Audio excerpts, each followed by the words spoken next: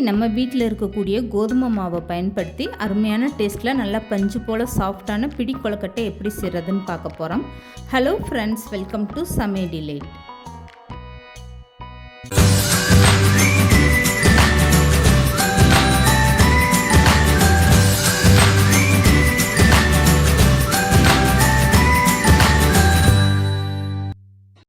இப்போ இந்த பிடி கொழுக்கட்டை செய்கிறதுக்காக ஒரு ஸ்பூன் நெய் எடுத்து ஒரு அகலமான பாத்திரத்தில் சேர்த்துக்கோங்க. இப்போ நெய் நல்லா சூடானதுமே 1/4 கப் அளவுக்கு தேங்காவை இந்த மாதிரி பொடிசாக கட் பண்ணிவிட்டு சேர்த்துக்கோங்க.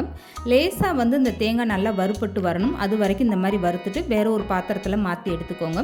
இப்போ அதே பாத்திரத்தில் 1 கப் அளவுக்கு கோதுமை மாவு சேர்த்துக்கோங்க. ஸ்டவ்வை மீடியமாக வச்சுட்டு இந்த மாவு நல்லா வாசனை வர வரைக்கும் இந்த மாதிரி வறுத்து எடுத்துக்கோங்க. இப்போ நல்லா வாசனை வர ஆரம்பிச்சிருச்சு. ஸ்டவ் ஆஃப் பண்ணி மாவை தனியாக எடுத்து வச்சுக்கோங்க. இப்போ வேறு ஒரு பாத்திரத்தில் 3/4 கப் அளவுக்கு உடைச்ச வெல்லம் சேர்த்துக்கோங்க. 1/4 கப் அளவுக்கு தண்ணி சேர்த்துக்கோங்க. இப்போ இந்த வெல்லமெல்லாம் கரைஞ்சி நல்லா கொதி வரட்டும். அதுக்கப்புறமா இந்த வெள்ளை கரைசலை நல்லா வடிகட்டி எடுத்து வச்சுக்கோங்க.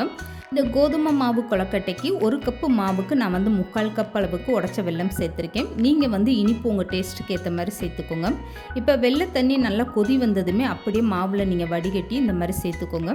இப்போ கல் தூசி எதுவும் இருந்தாலுமே இந்த வடிகட்டியில் அப்படியே தங்கிடும். இப்போ மாவெல்லாம் சேர்த்துட்டு இந்த மாதிரி நல்லா கலந்து கொடுத்துருங்க. இதுக்கப்புறமா வறுத்து வச்சுருக்க தேங்காவை அப்படியே சேர்த்துக்கோங்க. இது கூடவே 1 ஸ்பூன் அளவுக்கு ஏலக்காய் தூள் சேர்த்துக்கோங்க. இதுக்கப்புறமா 1 ஸ்பூன் அளவுக்கு கருப்பு எள்ளு இல்லைன்னா வெள்ளை எள்ளு இந்த மாதிரி சேர்த்துக்கோங்க.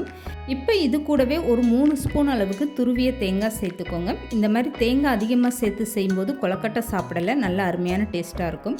இப்போ தேங்காய் பூ சேர்த்ததுக்கப்புறம் ஒரு டைம் இந்த மாதிரி நல்லா மாவை கலந்து கொடுத்துருங்க. இதுக்கப்புறமா மீதம் இருக்க வெள்ளை கரைசலை இப்படி வடிகட்டிட்டு சேர்த்துக்கோங்க. இப்போ மாவை நீங்கள் கை போட்டு பிசையாமல் இந்த மாதிரி ஸ்பூன் வச்சு நல்லா இப்படி கலந்து கொடுத்துக்கோங்க. வெள்ளை கரைசல் சூடாக இருக்கிறதுனால நீங்கள் கை போட்டு பிசைய முடியாது. இந்த மாதிரி வெள்ளை கரைசலை நீங்கள் சூடாக சேர்க்கும் போது தான் மாவு நல்லா சாஃப்டாக வரும், கொழுக்கட்டையுமே நல்லா சாஃப்டாக வரும்.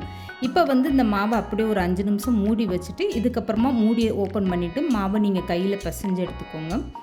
இந்த மாதிரி நீங்கள் மாவு தயார் பண்ணி கொழுக்கட்டை அவிச்சு பாருங்கள். அந்த கொழுக்கட்டை எந்த அளவுக்கு நல்லா சாஃப்டாக இருக்குன்னு கல் இல்லாதவங்க கூட சாப்பிட்லாம். அந்த அளவுக்கு இந்த கொழுக்கட்டை நல்லா சாஃப்டாக அருமையான டேஸ்ட்டாக இருக்கும்.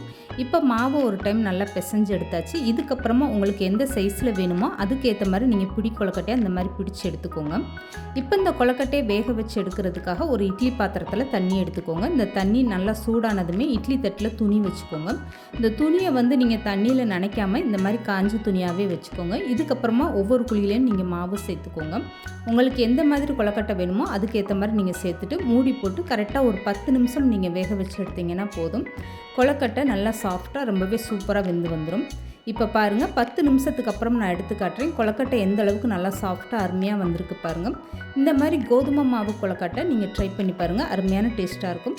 இந்த வீடியோ பிடிச்சிருந்தால் லைக் பண்ணுங்கள், ஷேர் பண்ணுங்கள், மறக்காமல் சமையல் டிலைட் சேனலை சப்ஸ்கிரைப் பண்ணுங்கள்.